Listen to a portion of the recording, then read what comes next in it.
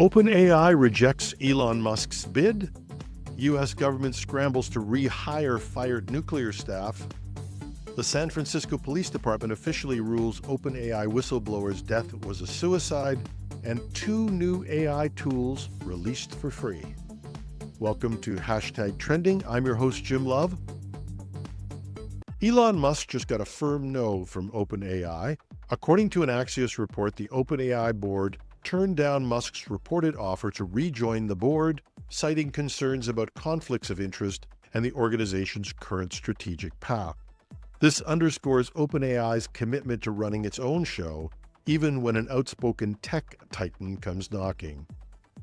Musk originally helped found OpenAI in 2015, but parted ways in 2018 over disputes about the group's direction and conflicts with his other ventures, such as Tesla's self-driving programs. And while few official details have been released, sources familiar with the matter say OpenAI's leadership wasn't convinced that bringing Musk back would serve their mission of building and deploying AI safely and responsibly. Industry insiders have weighed in with mixed reactions. One AI ethicist praised OpenAI's stance, calling it a move to maintain trust and independence. Meanwhile, a venture capitalist familiar with Musk's approach noted that having one of the world's biggest innovators on the board could have fueled more ambitious AI projects. The divide reflects broader questions about whether AI labs can stay open and transparent while balancing commercial interests. But for now, developers and businesses watching OpenAI's breakthrough may see this decision as a sign that the company isn't willing to cut corners or share the driver's seat. The U.S. government is racing to bring back nuclear safety employees it dismissed only a few days ago, following alarms that layoffs could undermine the oversight of America's nuclear weapons. At the heart of the chaos is the National Nuclear Security Administration, NNSA, a branch of the Department of Energy tasked with supervising the nation's nuclear arsenal.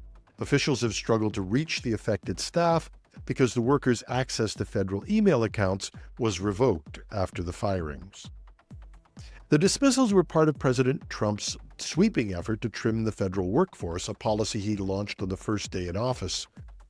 Although reports suggested hundreds of NNSA personnel received termination notices, a Department of Energy spokesperson disputes the figure, claiming that fewer than 50 were affected.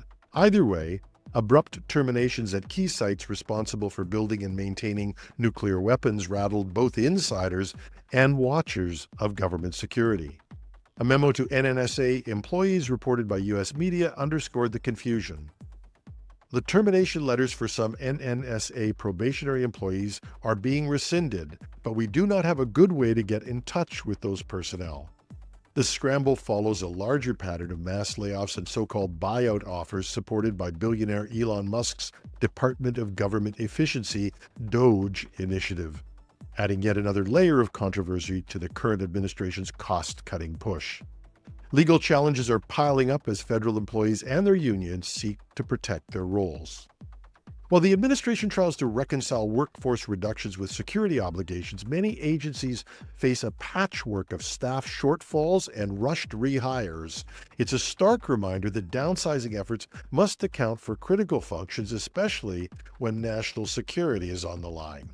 For those who track this unfolding situation, it's clear the real test will be how swiftly and how transparently agencies can safeguard expertise, maintain oversight, and communicate change before they risk losing irreplaceable talent.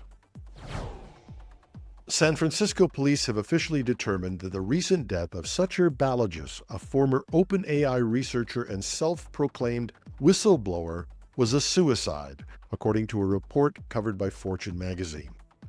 The announcement puts an end to the swirl of rumors surrounding Balagis' passing, although questions remain about the circumstances that led to his departure from OpenAI and his subsequent public disclosures. The police report indicates that investigators found no evidence of foul play, aligning with initial speculation that Balagis had been under personal and professional strain. Balagis was little known outside of tech circles until he made claims about internal AI safety concerns at OpenAI, claims that generated both support and skepticism within the AI community. News of his death spurred a flurry of theories, prompting advocates for greater transparency in technology to call for an independent inquiry. Though the official ruling validates the suicide conclusion, some who knew Balagis say his allegations about AI governance deserve closer scrutiny. And a new player is shaping up at the Android file cleanup scene. Gemini, a free file analysis tool that promises to streamline how you manage photos, documents, and other storage-intensive files, is available now, according to Android Authority. For those tired of phone-clogging clutter, Gemini might be worth a closer look. The magic is in the AI-powered scanning. Once installed, Gemini combs through your device, grouping files by types and size. The app flags problematic redundancies and suggests removal, saving time you otherwise would spend scrolling through your camera or random folders. Gemini also boasts a visually friendly interface, so you don't have to guess which files you're deleting, so no more fiascos of accidentally ditching valuable data. While plenty of cleanup apps exist on Android, Gemini's free price tag does stand out. Industry insiders note that shifting to a no-cost approach can draw a bigger user base, fueling more accurate AI detection models. Yet some privacy advocates remind users to check data permissions, as the app's scanning power inevitably means that it sees a lot of what's stored on your phone. In a statement to the media, the developers emphasized that all file analysis happens securely and it doesn't transmit personal data to external servers. Gemini arrives at a time when even mid-range smartphones carry lots of storage, but ironically, still fill up fast with media. So if you're prone to shoebox syndrome, keeping every file ever created, Gemini could offer a healthy digital lifestyle, one that spares you the headache of manual folder-by-folder cleanup. And for busy Android users who want a streamlined experience, it's a pretty compelling pitch. And another freebie that we encountered this week, Perplexity's AI deep research feature is making real waves by offering a surprisingly thorough research tool at zero cost. By mixing advanced algorithms with broad online access, Perplexity provides a balanced view that pulls from official and public resources alike. We've probably all heard of Google's Gemini Deep Research and OpenAI's Deep Research, both with the same name. Gemini comes bundled with paid Google Workspace or Google One plans, and OpenAI's solution weighs in at a hefty $200 per month. OpenAI's O3 engine delivers exceptionally detailed reports, but you're going to have to pay a real premium for that extra depth. Perplexity's AI Deep Research. It's a feature offering a surprisingly thorough research tool at zero cost. Non-subscribers can tap into 5 queries a day, enough to conduct robust homework on topics from product insights to financial forecasting, while pro users can get unlimited deep dives. By mixing advanced algorithms with broad online access, Perplexity provides a balanced view that pulls from official and public sources alike. Now, experts point out that Perplexity's blend of cost-effectiveness and wide data sourcing is going to help it stand out. While Google and OpenAI have their strengths, Gemini's real-time news angle and OpenAI's comprehensive detail, Perplexity can deliver much of what everyday researchers need without charging a cent. This advantage is going to resonate especially in academic and startup circles where budgets aren't always huge.